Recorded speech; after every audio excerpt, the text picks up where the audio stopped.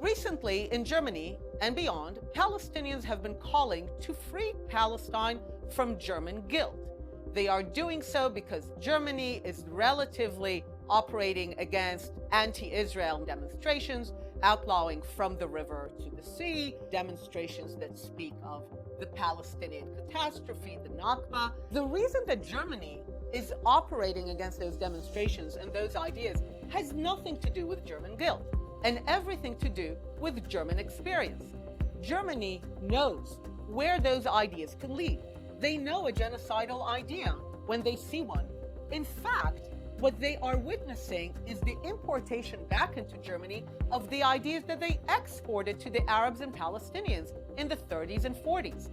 In the 30s and 40s, the Arabs of the land, the Palestinians, enjoyed a very fruitful collaboration with the Nazis.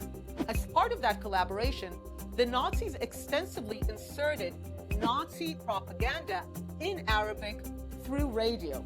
These ideas are now being re-imported into Germany after they were exported to the Palestinians in the 30s and 40s. That's why they're fighting them, not because of German guilt. When Palestinians say free Palestine of German guilt, they are actually promoting two falsehoods.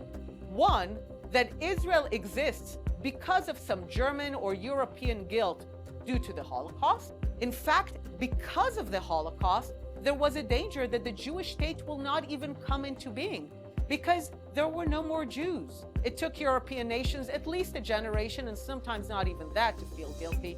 But it was actually in many ways the spite of the Holocaust that the Jewish state was established. The second falsehood is that the Palestinians are the victims of the establishment of the state of Israel. The Palestinian Arabs are unfortunately only victims of their own obsession with the non-existence of a Jewish state.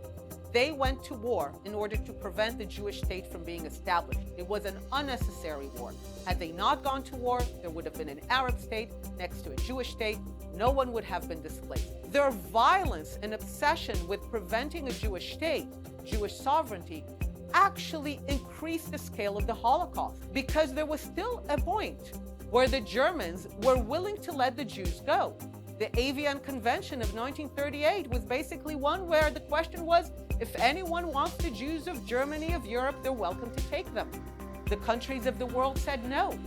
There was one country that wanted to say yes. That would have been the state of Israel, had it been allowed to be independent as it was envisioned in the 1920s, in the 1930s.